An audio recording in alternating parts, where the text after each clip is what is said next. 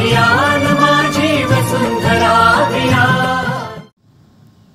नमस्कार, मी रुचा दिनकर। माझी वसुंधरा अभियानाचं जे पहिलं थीमॅटिक क्षेत्र आहे भूमी, त्यातील दुसरा भाग म्हणजेच SWM घनकचरा व्यवस्थापन याबद्दल आता आपण माहिती घेणार आहोत।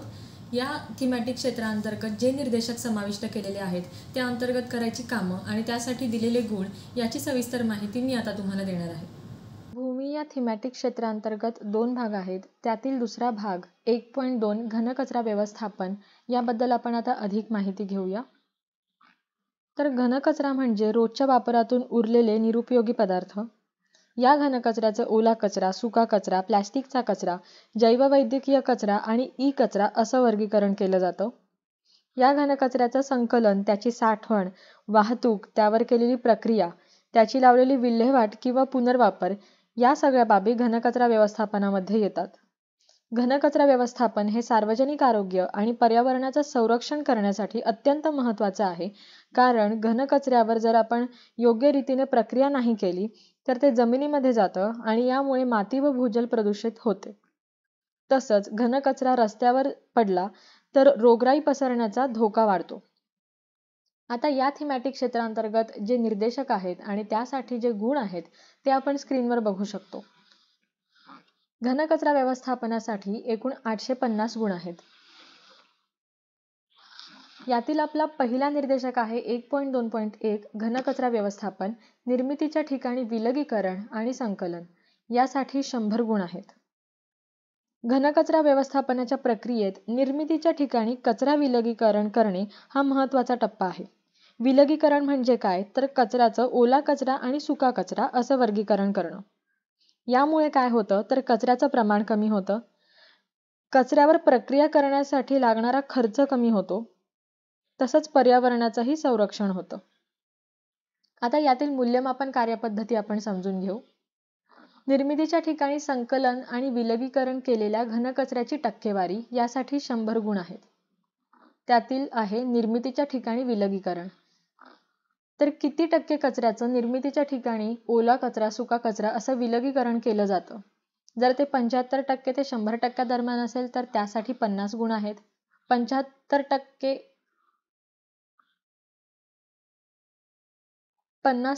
ते 75% दरम्यान असेल तर त्यासाठी 30 गुण आहेत। 25% ते 50% दरम्यान असेल तर त्यासाठी 20 गुण आहेत आणि 25%हून कमी असेल तर त्यासाठी कोणतेही गुण दिले जाणार नाहीत। तसंच संकलन, जर 75% ते 100% कचऱ्याचं संकलन होत असेल तर त्यासाठी 50 गुण आहेत। 50% ते 75%साठी 30 गुण आहेत। 25% ते 50%साठी 20 गुण आहेत आणि 25%हून कमी असेल तर कोणतेही गुण देण्यात येणार नाहीत। आता या पहिल्या निर्देशकासाठी MIS मध्ये कोणते तपशील भरणं आवश्यक आहे किंवा कोणते दस्तऐवज अपलोड करणं आवश्यक आहे याची माहिती आपण घेऊ। माझी वसुंधरा अभियान 4 दरम्यान घनकचरा व्यवस्थापनाचा तपशील, एकूण स्रोताच्या ठिकाणी केलेले विलगीकरण, एकूण निर्माण झालेला कचरा आणि एकूण संकलित झालेला कचरा। तर माझी वसुंधरा अभियान 4च्या कालावधीमध्ये जो निर्माण झालेला कचरा आहे, विलगीकरण आणि संकलित केलेला घनकचरा आहे त्याचं प्रमाण तुम्हाला नमूद करायचं आहे। तर माझी वसुंधरा अभियान 4चा कालावधी म्हणजे 1 एप्रिल 2023 ते 31 मार्च 2024 पर्यंतचा कालावधी होय। यानंतर घरोघरी कचरा संकलनाची जिओटॅग केलेली छायाचित्रे तुम्हाला अपलोड करायची आहेत। आता ही जिओटॅग केलेली छायाचित्रे म्हणजे काय किंवा ती कशी जिओटॅग करायची याची माहिती घेण्यासाठी डिस्क्रिप्शन बॉक्समधला व्हिडिओ तुम्ही बघू शकता। त्यानंतर कचरा संकलनाचे लॉगबुक, माझी वसुंधरा अभियान 4 साठी घनकचरा व्यवस्थापनाची माहिती असणाऱ्या लॉगबुकची छायाचित्रे किंवा फोटो तुम्हाला संकलित PDF मध्ये अपलोड करायची आहेत। 50% ते 75% दरम्यान असेल तर त्यासाठी 30 गुण आहेत। 25% ते 50% दरम्यान असेल तर त्यासाठी 20 गुण आहेत आणि 25%हून कमी असेल तर त्यासाठी कोणतेही गुण दिले जाणार नाहीत। तसंच संकलन, जर 75% ते 100% कचऱ्याचं संकलन होत असेल तर त्यासाठी 50 गुण आहेत। 50% ते 75%साठी 30 गुण आहेत। 25% ते 50% 20 गुण आहेत आणि 25% कमी असेल तर कोणतेही गुण देण्यात येणार नाहीत. आता या पहिल्या निर्देशकासाठी MIS मध्ये कोणते तपशील भरणं आवश्यक आहे किंवा कोणते दस्तऐवज अपलोड करणं आवश्यक आहे याची माहिती आपण घेऊ. माझी वसुंधरा अभियान 4 दरम्यान घनकचरा व्यवस्थापनाचा तपशील, एकूण स्रोताच्या ठिकाणी केलेले विलगीकरण, एकूण निर्माण झालेला कचरा आणि एकूण संकलित झालेला कचरा. तर माझी वसुंधरा अभियान 4च्या कालावधीमध्ये जो निर्माण झालेला कचरा आहे, विलगीकरण आणि संकलित केलेला घनकचरा आहे त्याचं प्रमाण तुम्हाला नमूद करायचं आहे. तर माझी वसुंधरा अभियान 4चा कालावधी म्हणजे 1 एप्रिल 2023 ते 31 मार्च 2024 पर्यंतचा कालावधी होय. यानंतर घरोघरी कचरा संकलनाची जिओटॅग केलेली छायाचित्रे तुम्हाला अपलोड करायची आहेत. आता ही जिओटॅग केलेली छायाचित्रे म्हणजे काय किंवा ती कशी जिओटॅग करायची याची माहिती घेण्यासाठी डिस्क्रिप्शन बॉक्समधला व्हिडिओ तुम्ही बघू शकता. त्यानंतर कचरा संकलनाचे लॉगबुक. माझी वसुंधरा अभियान 4साठी घनकचरा व्यवस्थापनाची माहिती असणाऱ्या लॉगबुकची छायाचित्रे किंवा फोटो तुम्हाला संकलित PDF मध्ये अपलोड करायची आहेत. आपला पुढील निर्देशक आहे 1.2.2 ओल्या कचऱ्यावर प्रक्रिया. यासाठी 100 गुण आहेत. आता ओला कचरा म्हणजे काय तर यामध्ये आपल्या स्वयंपाकघरातील ओला कचरा, भाजीपाला, बागेतील कचरा यांचा समावेश होतो. या ओल्या कचऱ्याचा वापर खत निर्मितीसाठी किंवा बायोगॅसमध्ये प्रक्रिया करण्यासाठी केला जातो. आता यातील मूल्यमापन कार्यपद्धती आपण समजून घेऊ. प्रक्रिया केलेल्या ओल्या कचऱ्याची टक्केवारी यासाठी 100 गुण आहेत. जर हा प्रक्रिया केलेला ओला कचरा 90% अधिक असेल तर 100 गुण मिळतील. 75% ते 90% दरम्यान असेल तर 80 गुण, 50 ते 75% दरम्यान असेल तर 60 गुण, 40 ते 50% दरम्यान असेल तर 40 गुण, 25% ते 40% दरम्यान असेल तर 20 गुण आणि 25% कमी असेल तर 0 गुण. आता MIS साठी कोणते तपशील आवश्यक आहेत हे आपण बघूया. माझी वसुंधरा अभियान 4 दरम्यान घनकचरा व्यवस्थापनाचा तपशील, एकूण निर्माण झालेला ओला कचरा, एकूण संकलित केलेला ओला कचरा आणि एकूण प्रक्रिया केलेला ओला कचरा.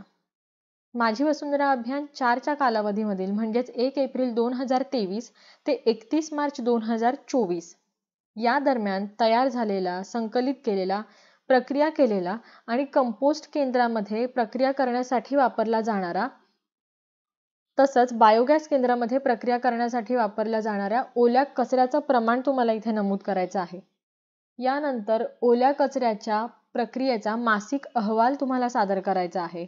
आता इथे एक गोष्ट लक्षात घ्या, स्वच्छ भारत मिशन पोर्टलवरून बायोगॅस किंवा कंपोस्ट केंद्रातील ओल्या कचऱ्याच्या प्रक्रियेचा जो मासिक अहवाल असतो तो इथे तुम्हाला अपलोड करायचा आहे.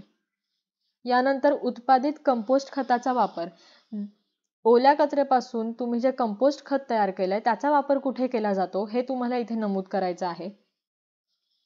त्यानंतर अधिकृत प्रयोगशाळांमधून FCO नियमांचे पालन करणारा व कंपोस्टची गुणवत्ता दर्शवणारा अहवाल तुम्ही मिळवला आहे का? जर तो मिळवला असेल तर ड्रॉपडाऊन मधून तुम्हाला होय हा पर्याय निवडायचा आहे, नाही तर तुम्हाला नाही हा पर्याय निवडायचा आहे.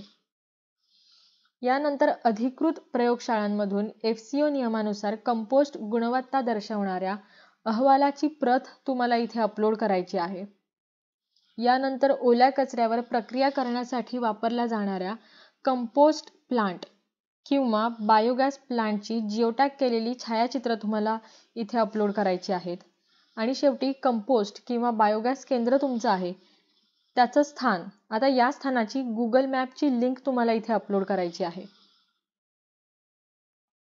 आपला पुढील निर्देशक आहे 1.2.3 सुक्या कचऱ्यावर प्रक्रिया किंवा त्याची विल्हेवाट.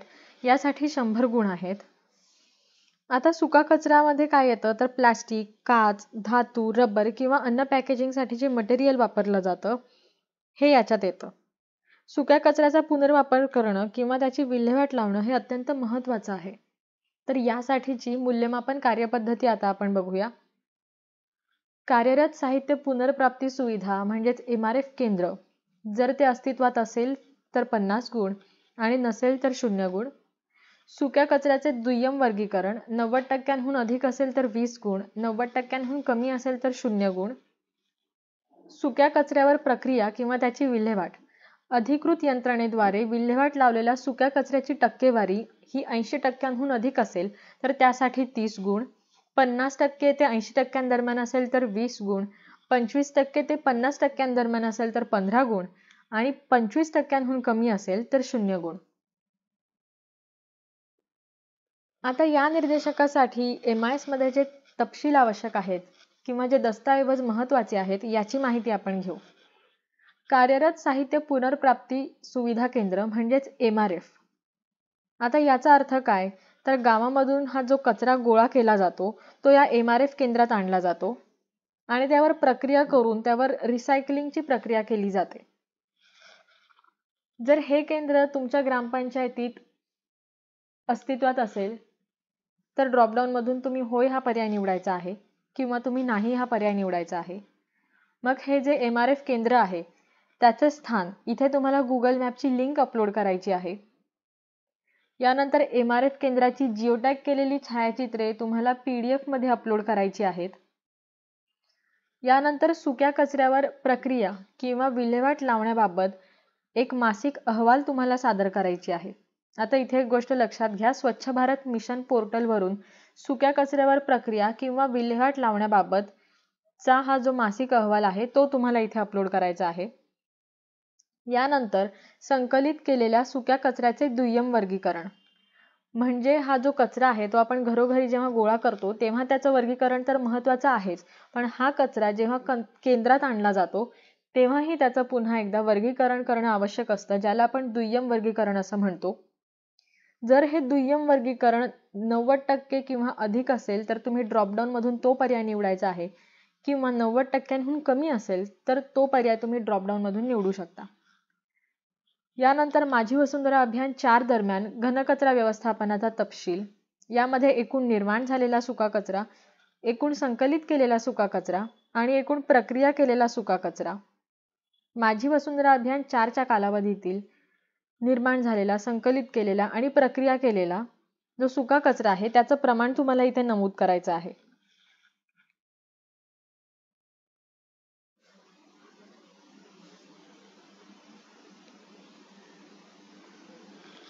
आपला पुढील निर्देशक आहे 1.2.4 जुन्या साठलेल्या कचऱ्यावर म्हणजेच लिगसी वेस्टवर शास्त्रोक्त प्रक्रिया. यासाठी 100 गुण आहेत.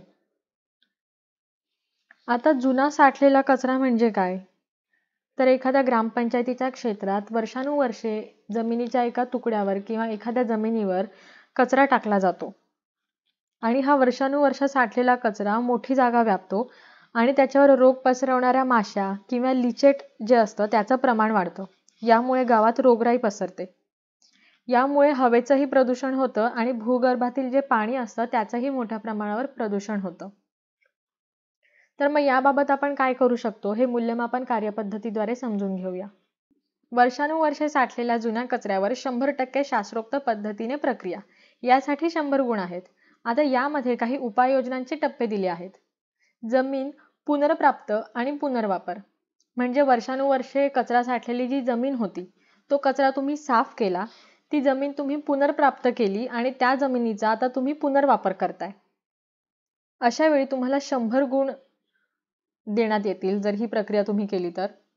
यानंतर वर्षानुवर्षे साठलेल्या 100% कचऱ्यावर शास्त्रोक्त पद्धतीने प्रक्रिया करण्यासाठी 75 गुण आहेत.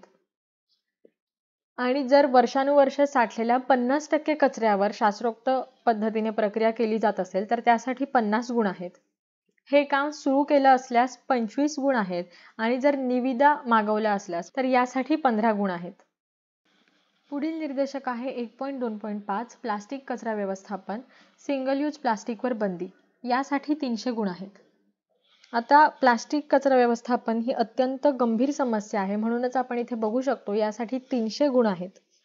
जगात दरवर्षी 300 दशलक्ष मेट्रिक टनपेक्षा जास्त प्लास्टिक तयार होतं. त्यापैकी फक्त 9% प्लास्टिकचाच पुनर्वापर केला जातो आणि उरलेलं जे प्लास्टिक आहे ते जमिनीवर किंवा जलस्रोतांमध्ये जमा होतं. यामुळे मोठ्या प्रमाणावर प्रदूषण होतं आणि पर्यावरणाची हानी होते. मग यासाठी आपण काय करू शकतो हे मूल्यमापन कार्यपद्धतीद्वारे समजून घेऊ. मग यासाठी आपण काय करू शकतो हे मूल्यमापन कार्यपद्धतीद्वारे समजून घेऊ. सिंगल यूज प्लास्टिक बंदीबाबत जनजागृती मोहिमांचं आयोजन आपण करू शकतो. यासाठी 100 गुण आहेत. तुमच्या ग्रामपंचायतीच्या क्षेत्रात तुम्ही नागरिकांना सांगू शकता की सिंगल यूज प्लास्टिक बंदी करणं का महत्त्वाचं आहे किंवा त्याचे धोके कोणते आहेत. यानंतर प्लास्टिकला पर्यायी घटकांबद्दल जनजागृती मोहिमांचं आयोजन तुम्ही करू शकता. यासाठीही 100 गुण आहेत. प्लास्टिकला पर्याय म्हणजे समजा प्लास्टिकची पिशवी असेल तर त्याला पर्याय काय आहे तर कागदी पिशवीचा वापर तुम्ही करू शकता किंवा कापडी पिशवीचा वापर तुम्ही करू शकता. ही माहिती तुम्ही तुमच्या नागरिकांना देऊ शकता. यानंतर सिंगल यूज प्लास्टिकच्या निर्मूलनावर कारवाईसह दंडाच्या रकमेचे संकलन यासाठी 100 गुण आहेत.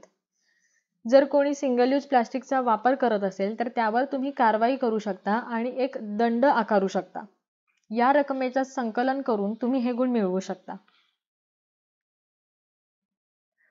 प्लास्टिक कचरा व्यवस्थापनावर बंदी यासाठीची जी एक माहिती आहे ती आपण स्क्रीनवर बघू शकतो.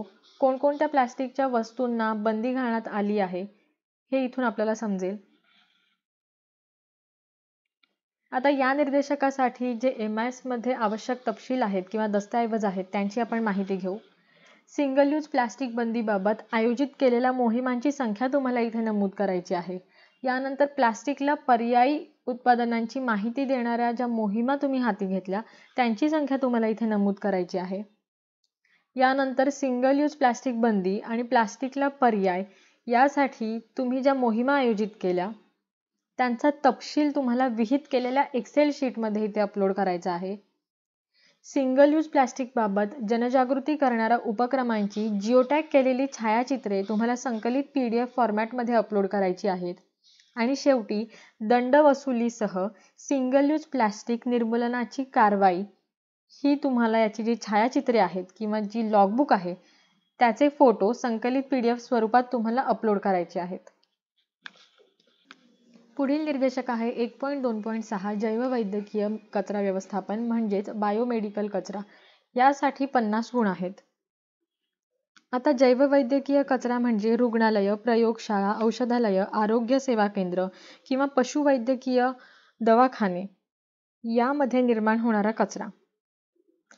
हा कचरा पर्यावरणासाठी आणि मुख्यत्वे मानवी आरोग्यासाठी हानिकारक असू शकतो. यामध्ये संसर्गजन्य किंवा संभाव्य संसर्गजन्य पदार्थाचा समावेश असू शकतो.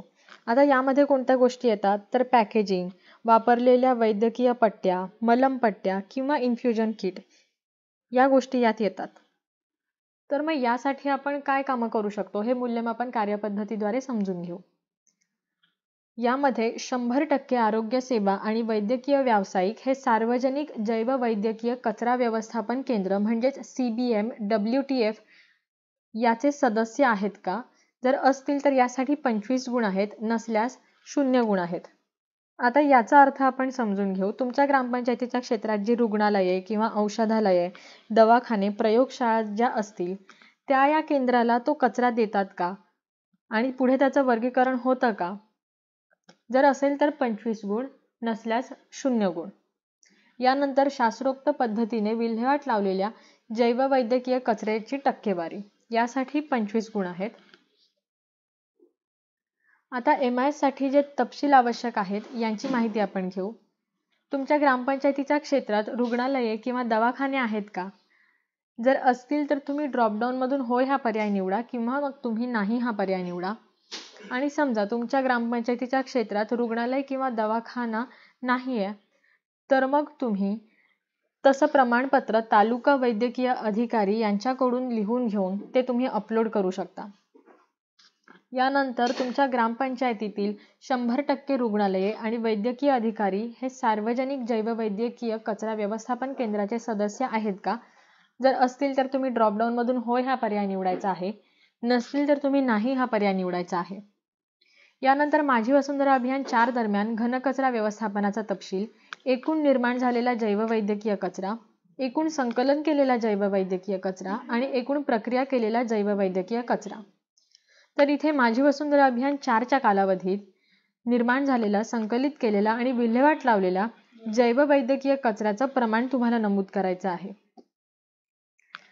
यानंतर जैववैद्यकीय कचरा प्रक्रिया केंद्र आहे त्याच्या स्थानाची लिंक म्हणजेच गुगल मॅप लिंक तुम्हाला इथे अपलोड करायची आहे. जैववैद्यकीय कचरा विल्हेवाट केल्याची लॉगबुक जी आहे तिच्या छायाचित्रांची संकलित PDF तुम्हाला अपलोड करायची आहे. संकलन, वाहतूक आणि विल्हेवाट यासाठी CBMWTF किंवा MPCB अधिकृत जैववैद्यकीय कचरा व्यवस्थापन विक्रेत्यांशी करार. यामध्ये कचऱ्याचं संकलन, वाहतूक आणि विल्हेवाट यासाठी CBMWTF किंवा MPCB अधिकृत जैववैद्यकीय कचरा व्यवस्थापन विक्रेत्यांशी तुम्ही जो करार केलेला आहे तो संकलित PDF स्वरूपात तुम्हाला अपलोड करायचा आहे. आणि शेवटी जैववैद्यकीय कचरा प्रक्रिया केंद्राच्या स्थानाची जिओटॅग केलेली छायाचित्रे तुम्हाला संकलित PDF मध्ये अपलोड करायची आहेत. पुढील निर्देशक आहे 1.2.7 ई कचरा व्यवस्थापन. यासाठी 50 गुण आहेत. ई कचरा म्हणजे इलेक्ट्रॉनिक उपकरणं आणि वस्तू ज्यांचा वापर संपल्यानंतर त्या फेकून दिल्या जातात. यामध्ये संगणक, mobile phone, TV, fridge, washing machine या गोष्टींचा समावेश होतो. ई कचरा ही एक गंभीर समस्या आहे. यामुळे प्रदूषण मोठ्या प्रमाणावर होतं आणि अशा ई कचऱ्याचं योग्य प्रकारे विलगीकरण करणं, संकलन करणं आणि पुनर्वापर करणं अत्यंत महत्त्वाचं आहे. यासाठी ग्रामपंचायती काय कामं करू शकतात याची माहिती आपण मूल्यमापन कार्यपद्धतीद्वारे घेऊ. ई कचऱ्याचे योग्य प्रकारे विलगीकरण करण्याबाबत जनजागृती मोहिमांचे आयोजन. यासाठी 20 गुण आहेत. तर तुमच्या ग्रामपंचायतीच्या नागरिकांना तुम्ही समजावून सांगू ई कचऱ्याचे योग्य प्रकारे विलगीकरण करण्याबाबत जनजागृती मोहिमांचे आयोजन. यासाठी 20 गुण आहेत.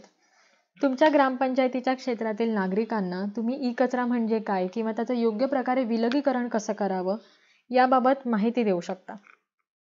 यानंतर ई कचरा संकलन यंत्रणा.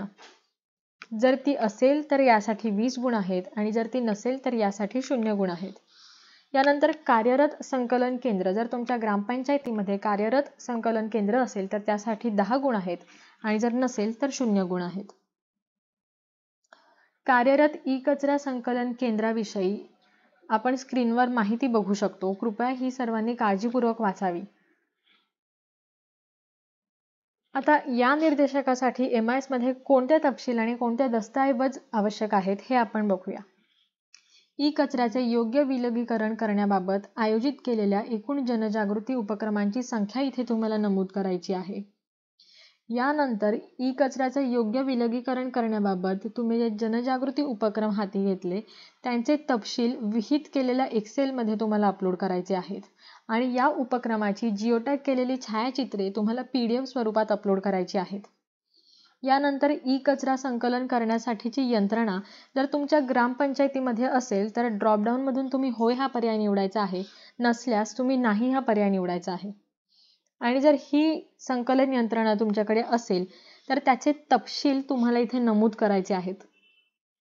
यानंतर ई कचरा लॉगबुक आणि कार्यारंभ आदेश किंवा ई कचऱ्याचे संकलन दर्शवणारे इतर दस्तऐवज म्हणजेच दुसरे व्हॅलिड डॉक्युमेंट्स जे आहेत ते इथे तुम्हाला PDF स्वरूपात अपलोड करायचे आहेत. यानंतर कार्यरत संकलन केंद्र. फक्त संकलन केंद्र असून चालणार नाहीये तर ते कार्यरत म्हणजे चालू असावं. जर ते असेल तर ड्रॉपडाऊन मधून तुम्हाला होय हा पर्याय निवडायचा आहे, नाहीतर तुम्हाला नाही हा पर्याय निवडायचा आहे. यानंतर कार्यरत साहित्य पुनर्प्राप्ती सुविधा केंद्र म्हणजेच MRF ची जिओटॅग केलेली छायाचित्रे तुम्हाला PDF स्वरूपात अपलोड करायची आहेत. यासाठीची जी नमुना एक्सेल शीट आहे ती आपण स्क्रीनवर आता बघू शकतो.